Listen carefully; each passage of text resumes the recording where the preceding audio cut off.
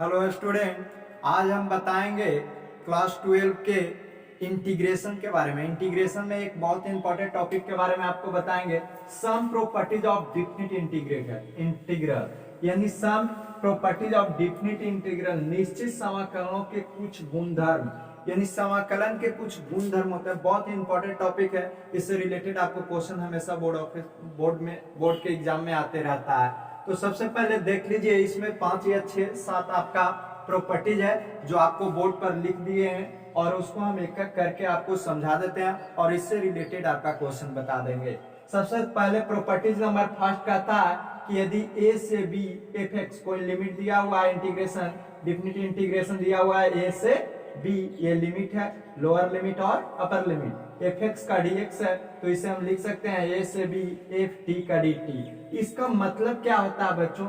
इसका मतलब होता है कि अगर x के टर्म में यदि एफ एक्स रहता है तो और dx रहेगा, अगर x के टर्म में है तो dx, या उसी को अगर t के टर्म में है तो dt, अगर f z के टर्म में रहेगा तो dz।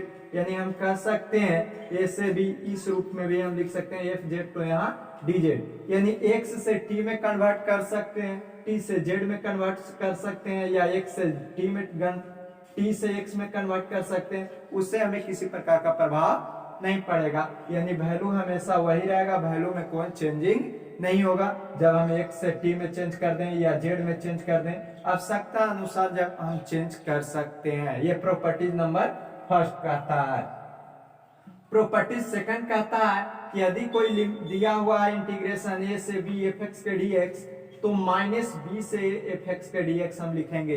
कैसे लिख देख सकते हैं? यहाँ जो लिमिट जो है, लिमिट a से b था, हम क्या कर दिए, इस लिमिट को चेंज कर दिए हैं, अपर लिमिट को लोअर लिमिट में और लोअर लिमिट को अपर लिमिट में। यानी जब लिमिट चेंज हो जाता है तो चिन्ह जो होता है वो बदल जाता है, साइन बदल जाएंगे। यानी अगर प्लस में फंक्शन था तो क्या हो जाएगा, माइनस में, अगर माइनस में रहेगा तो क्या हो जाएगा, प्लस में हो जाएंगे। यानी लिमिट चेंज होने पर साइन जो होता है वो बदल जाता है। यही कहता है प्रॉपर्टीज नंबर सेकेंड। उसमें एक इंपॉर्टेंट है क्या, कि अगर लिमिट, नोट में देख लीजिए, 0 से a दिया हुआ है, a से a, यदि लोअर लिमिट और अपर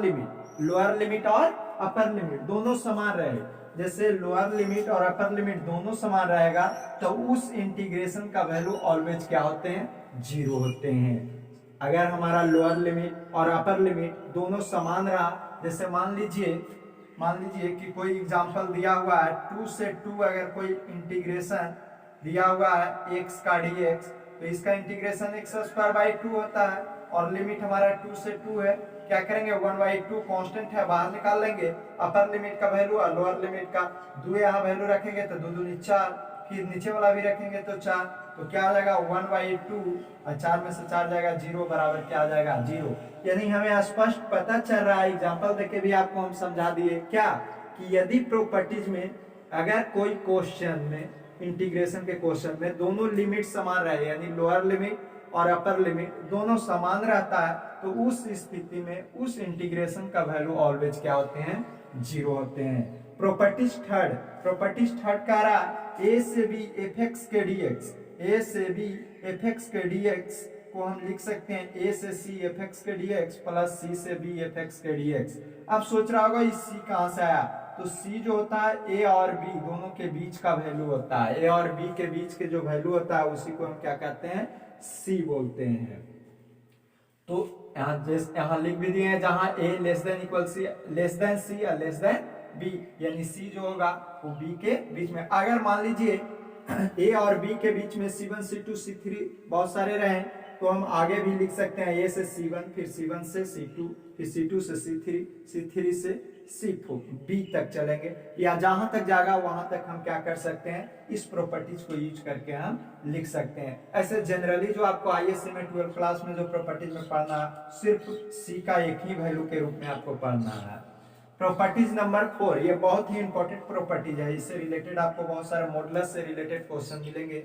जो मॉडुलस से रिलेटेड जो प्रॉपर्टीज में जो क्वेश्चन होता है इंटीग्रेशन में, वो आपको इसी प्रॉपर्टीज पर बनता है, यानी प्रॉपर्टीज थर्ड। प्रॉपर्टीज 4 भी बहुत इंपॉर्टेंट प्रॉपर्टीज है। क्या कहता है कि यदि a से b एफ एक्स के dx है, तो तो हम क्या करते हैं, दोनों लिमिट को यानी लोअर लिमिट और अपर लिमिट को जोड़ के उसमें से x घटा देते हैं। तो ये प्रॉपर्टीज हमें क्या है, 4 प्रॉपर्टीज 4 कहता है कि दोनों को यानी अपर लिमिट और लोअर लिमिट दोनों को जोड़कर और उसमें से फंक्शन को घटाते हैं, तो हमें ये प्रॉपर्टीज 4 नंबर कहता है। इसमें एक कंडीशन और होता है, अगर लोअर लिमिट क्या रहे, 0 दे रहे, तो हमें a और b जोड़ने की आवश्यकता नहीं है, क्योंकि जब हम जोड़ेंगे भी a और b तो क्या हो जाएगा, a plus 0 equal to a ही आएगा। तो हम डायरेक्ट लिख दिए हैं कितना, a माइनस x। तो बहुत इंपॉर्टेंट आपका प्रॉपर्टीज थर्ड और प्रॉपर्टीज 4 जो है सबसे आपका इंपॉर्टेंट प्रॉपर्टीज है। इससे रिलेटेड आपका क्वेश्चन मिलेगा। इससे रिलेटेड आपका क्वेश्चन ज्यादा इस टाइप से मिलते हैं, 0 से π/2, 0 से π/2 sin स्क्वायर x का dx, इस टाइप के क्वेश्चन मिलेंगे। और इस टाइप के जितने भी क्वेश्चन जो लिमिट दिया हुआ रहेगा 0 से π/2 के फॉर्म में रहता है, उसका मैक्सिमम का जो आंसर होता है वो π/, क्या होते हैं, 4 ही आते हैं। कुछ एक्सेप्शन है जैसे log sin x, log cos x, उसका वैल्यू आपका चेंज हो जाएगा, लेकिन मैक्सिमम 95% क्वेश्चन होंगे जिसका आंसर π/4 ही आता है। प्रॉपर्टीज नंबर 5 क्या कहता है कि अगर क्या दिया हुआ है, लिमिट 0 से 2a यानी जो यहाँ लिमिट रहे उसके 2 का गुणक रहे, जैसे 4 रहे तो 2 गुने 4, 2 गुने 2 हम लिख सकते हैं, 2 गुने 2 यानी 2 के गुणक के रूप में यहाँ रहेगा प्रॉपर्टी। तो हम लिख सकते हैं 0 से fx का dx प्लस 0 से 2a माइनस x के dx के रूप में लिख सकते हैं। प्रॉपर्टी 6 क्या कहता है कि 0 से 2a यानी यहाँ भी 2 का गुणक के रूप में अपर लिमिट रहता है, तो इस रूप में रहेंगे। तो इतना के लिए हम लिख सकते हैं 2 इंटू 0 से fx के dx। इसके दो कंडीशन होते हैं, एक कंडीशन में इंटीग्रेशन 0 हो जाता है और एक कंडीशन में 2 इंटू 0 से fx इंटू dx। ये कब होता है, इसके लिए इधर आपको लिखा गया है कि यदि f 2a माइनस x का मान निकालें और fx के ही बराबर आ जाता है तब इस प्रॉपर्टीज को लगाएंगे, और अगर f 2a माइनस x का मान माइनस fx के बराबर आ जाता है तो उसका बनाने की आवश्यकता नहीं है, डायरेक्ट इंटीग्रेशन क्या हो जाएंगे, 0 हो जाएंगे। प्रॉपर्टीज नंबर 7 लास्ट, प्रॉपर्टी 7 क्या कहता है, अगर माइनस a से जैसे -2 से 2 इस टाइप से अगर लिमिट दिया हुआ रहे, लोअर लिमिट और अपर लिमिट दोनों सेम रहे, फर्क क्या, लोअर लिमिट माइनस में हो और अपर लिमिट क्या हो, प्लस में, तो उस कंडीशन में इसका भी दो कंडीशन होता है। एक कंडीशन में 0 से 2 इंटू 2 बाहर हो जाता है, 0 से और fx के dx। इसका कंडीशन क्या है, या तो फंक्शन इवन होना चाहिए, इवन फंक्शन, इवन मतलब सम संख्या, जैसे इस रूप में रहे sin के पावर 4x, अगर fx बराबर इस टाइप से रहेगा तब इसका हम इस फॉर्म में कन्वर्ट करके बनाएंगे। और यदि ऑड फंक्शन रहा तो उसका इंटीग्रेशन ऑलवेज क्या हो जाता है, 0। जैसे आपको लिखा रहा है sin के पावर 7x, इधर लिमिट कुछ भी रहे -2 से 3 इस टाइप से, -2 से +2 इस टाइप से आगे रहे, तो इसका इंटीग्रेशन क्या हो जाएगा, 0 हो जाएगा। ये देखिए 7 ऑड फंक्शन है यानी ऑड नंबर है, और इसमें 4 था, 4 आपका क्या है, इवन नंबर था। ये पूरा को फंक्शन बोलते हैं। जब ऑड फंक्शन रहता है तो उसका इंटीग्रेशन 0 होते हैं, और इवन फंक्शन रहता है तो उसका इंटीग्रेशन 2 इंटू 0 से fx के dx। और इसका हम जो पिछला प्रॉपर्टीज है उसको यूज करके और आगे इसको हम सोल्व करेंगे। अब देख लीजिए एक्सरसाइज, प्रॉपर्टीज का एक्सरसाइज आपको बता देते हैं। प्रॉपर्टीज ऑफ इंटीग्रेशन का एक्सरसाइज है 7.11। पहला क्वेश्चन दिया हुआ 0 से π/2 cos स्क्वायर x के dx का इंटीग्रेशन हमें प्राप्त करना है। क्या करेंगे, माना कि i इक्वल टू इतना, इसे इक्वेशन हम फर्स्ट मान लिए। अब प्रॉपर्टीज हम बताए थे, प्रॉपर्टीज नंबर 3 कि अगर 0 से a रहे fx के dx, तो प्रॉपर्टीज नंबर हम 3 इसमें हम 4 यूज करेंगे। क्या हो जाएगा, a माइनस एक्स, a के जगह कितना है, π/2 है और माइनस x करेंगे, यानी हम प्रॉपर्टी जब यूज करेंगे तो लिखेंगे i इक्वल टू 0 π/2 और cos स्क्वायर π/2 और माइनस x। a के जगह π/2 रख दिए और x था x लिख दिए by dx। i equal to क्या हो जाएगा, 0 से π/2 cos, इसको हम लिख सकते हैं cos π/2 और माइनस x के दी होल स्क्वायर पावर में ले आए, या लिख सकते हैं i इक्वल टू 0 से π/2 cos 90 minus theta, cos π/2 minus x equal to क्या हो जाएगा साइन थीटा यानी साइन एक्स का स्क्वायर के डी एक्स, या लिख सकते हैं I equal to 0 π/2 sine square X का डी एक्स। इक्वेशन सेकेंड, अब दोनों इक्वेशन को ऐड कर देंगे, लिखेंगे ऐड इक्वेशन, यहां लिख देते हैं add equation first and second, I और आई दोनों ऐड होगा तो इधर 2i हो जाएगा, और ये साइड जब हम ऐड करेंगे दोनों में क्या है, लिमिट समान है 0 से π/2, तो 0 से π/2 कॉमन ले लेंगे दोनों में, और ये दोनों एक साथ जुड़ जाएगा, ये दोनों फंक्शन जो है दोनों एक साथ, यानी कॉस स्क्वायर एक्स हो जाएगा plus sign square x into dx। ये कब कॉमन ले सकते हैं, जब 0 से, यानी दोनों में लिमिट सेम रहेगा, और इतना का वैल्यू आप जानते हैं cos square theta plus sine square theta का मान कितना होता है, 1 होता है, तो हम लिख सकते हैं, कितना लिख सकते हैं 2i इजकल टू 0 से π/2 1 के dx, और 1 का इंटीग्रेशन कितना होता है x 0 से π/2। अब अपर लिमिट का वैल्यू रखेंगे पहले, उसके बाद किसका मान रखेंगे, लोअर लिमिट के, यानी 2i बराबर हमें प्राप्त होगा π/2 x के जगह अपर लिमिट, फिर 0 माइनस में 0 हो जाएगा, यानी हमें प्राप्त होगा 2i इजकल टू π/2, जब 2 इधर गुना में आवेगा तो i इजकल टू कितना हो जाएगा π/4, ये हमें आंसर प्राप्त हो जाएगा। हम पहले ही बताए हैं कि लगभग मैक्सिमम 95% क्वेश्चन जो 0 से π/2 लिमिट लगा हुआ रहता है वो आपका π/4 ही आंसर आता है। अब क्वेश्चन नंबर नेक्स्ट देख लीजिए, क्वेश्चन नंबर सेकंड क्या दिया हुआ है, 0 से π/2 root sine x root under sine x plus root cos X के dx, ये दिया हुआ है, इसको इक्वेशन फर्स्ट मान लेंगे। अब क्या करेंगे, इसमें प्रॉपर्टीज सेम टू सेम, यही प्रॉपर्टी जो हम 4 नंबर प्रॉपर्टीज बताए वो प्रॉपर्टीज लगाएंगे, तो क्या हो जाएगा i इजकल टू 0 से π/2 रूट साइन, और x के जगह हम लिख देंगे a माइनस एक्स, यानी π/2 माइनस एक्स।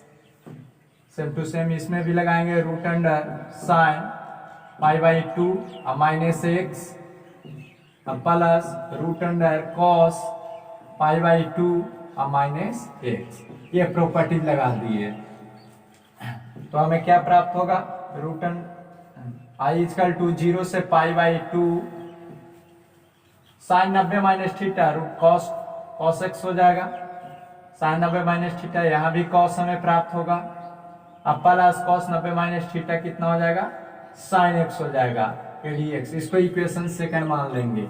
अब दोनों इक्वेशन को हम क्या करेंगे, ऐड कर देंगे, लिखेंगे add equation first and second, दोनों को ऐड करेंगे तो इधर ऐड होगा तो 2i प्राप्त होगा, और इधर देखिए 0 से π/2 दोनों में लिमिट सेम है, 0 से π/2, और ये दोनों हम क्या करेंगे एक साथ ऐड कर देंगे, यानी root under sine x root sine x plus root cos x plus इस टर्म को लिखेंगे तो root cos x plus root sine x, इतना के क्या हो जाएगा dx हो जाएगा, या हम लिख सकते हैं 2i इजकल टू 0 से π/2, नीचे एलसीएम दोनों में सेम है, एलसीएम ले लेंगे, root sine x plus root cos x, ऊपर भी वही प्राप्त हो जाएगा। इससे जब इसमें हम भाग देंगे तो भागफल 1 से इसमें मल्टीप्लाई करेंगे तो root sine x plus same to same यहाँ कॉस एक्स हो जाएगा dx। अब ध्यान दें ये दोनों आपस में क्या हो जाएंगे, कट जाएंगे, तो प्राप्त क्या होगा 2i इजकल टू 0 से π/2 1 के dx, और 1 का इंटीग्रेशन x होता है, वन का इंटीग्रेशन x होता है, तो हम लिख सकते हैं, कितना लिख सकते हैं, 2i इक्वल टू x 0 से पाई बाई 2, यानी 2i equal to upper limit minus lower limit. पहले अपर लिमिट का मान x के स्थान पर रखा था, अब फिर माइनस हो जाता है, और लोअर लिमिट का वैल्यू तो 0 रखेंगे तो 0 ही रह जाएगा, यानी 2i इक्वल टू हमें प्राप्त होगा पाई बाई 2, 2 इधर गुना में आ जाएगा तो i इक्वल टू हो जाएगा पाई बाई 4। ये हमें इंटीग्रेशन प्राप्त है, इसका आंसर हमें प्राप्त हो गया। बहुत इंपॉर्टेंट क्वेश्चन है, ये सब क्वेश्चन आपका एग्जाम में आते रहता है। तो क्वेश्चन नंबर 4 तक इसी टाइप के क्वेश्चन है। क्वेश्चन नंबर 5 आपको बता देते हैं, जो मॉडुलस से रिलेटेड है।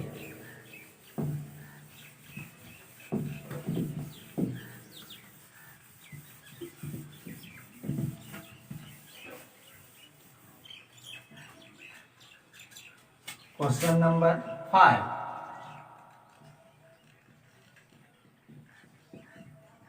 -5 से +5 मोड x + 2 के dx।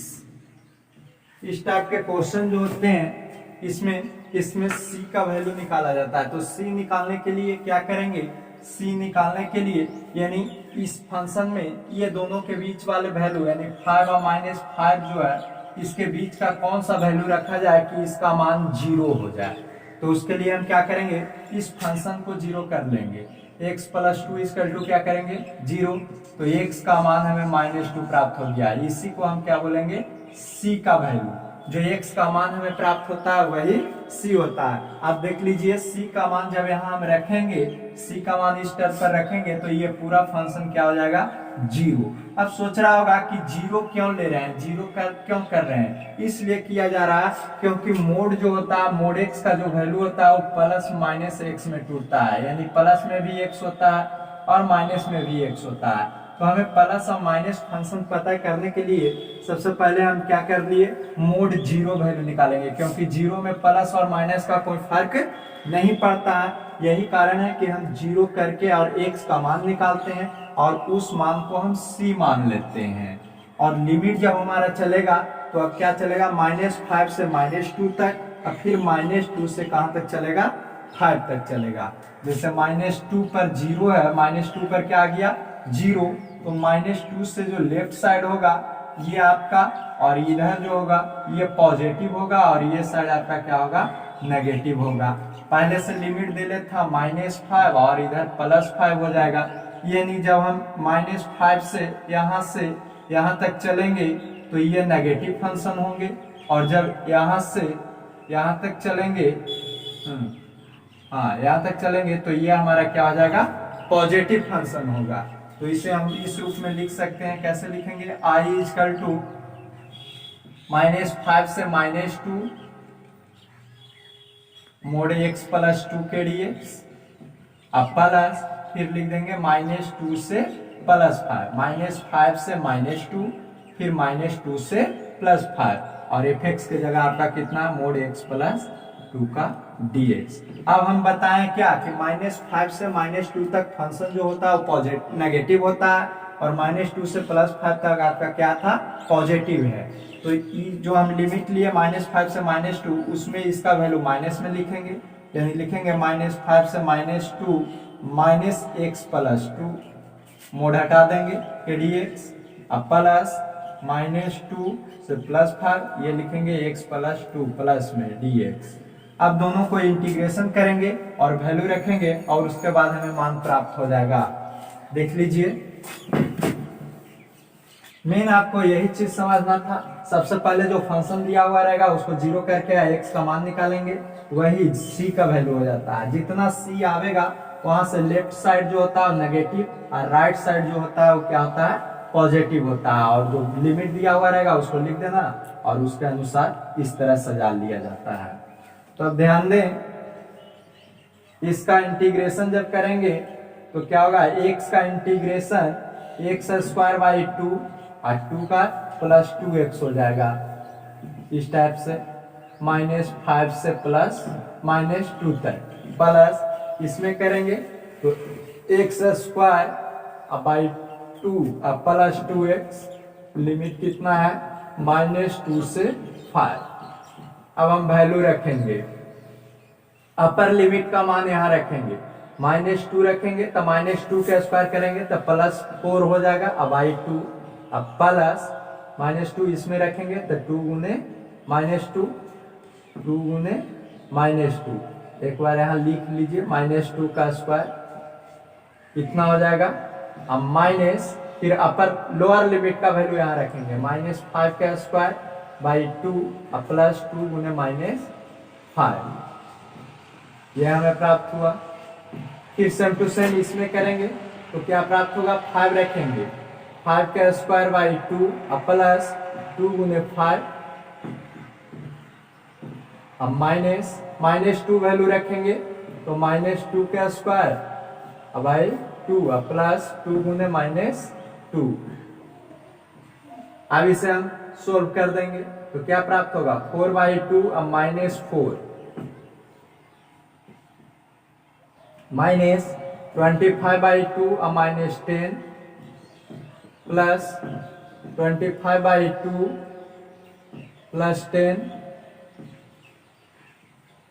अब -4/2 प्लस हो जाएगा, नेगेटिव का स्क्वायर रहेगा तो अब -4,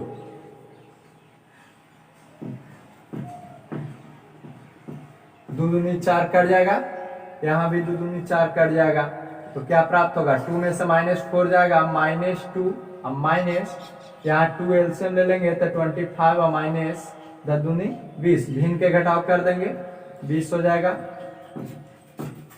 अब प्लस यहाँ आपका 2 एलसीएम लेंगे तो 25, अब प्लस 20, अब माइनस 2 में से 4 जाएगा तो -2 आ जाएगा, -2, अब माइनस यहाँ 25 में से 20 जाएगा तो 5, अब बटा 2, अब प्लस यहाँ हो जाएगा 25 से 20 45, अब बटा 2, अब प्लस 2, 2 एलसीएम लेंगे, -4, अब -5, अब प्लस यहाँ 2 एलसीएम लेंगे तो 4, 5, अब प्लस 2 दूनी 4, -9/2, अब प्लस 49/2, 2 एलसीएम जब ले लेंगे तो -9 अब प्लस 49 इक्वल टू, सॉरी इधर माइनस लगा हुआ था, माइनस छूट गया है, माइनस यहाँ माइनस लगा हुआ था तो माइनस से गुना करेंगे तो +9 हो जाएगा, यानी +9 इतना, यानी 58 हो जाएगा, /2 इतना हमें क्या हो जाएगा, आंसर प्राप्त हो जाएगा, इतना यूनिट। यानी इस प्रकार हम मोड से रिलेटेड जो इंटीग्रेशन रहेगा इस टाइप से हम बना सकते हैं। और इससे रिलेटेड बहुत ही इंपॉर्टेंट आपका क्वेश्चन लॉग sin x और लॉग cos x के बारे में अगले वीडियो में बताएंगे। तब तक हमारे चैनल को देखते रहिए। अगर अच्छा लगे वीडियो तो लाइक करें और सब्सक्राइब जरूर करें।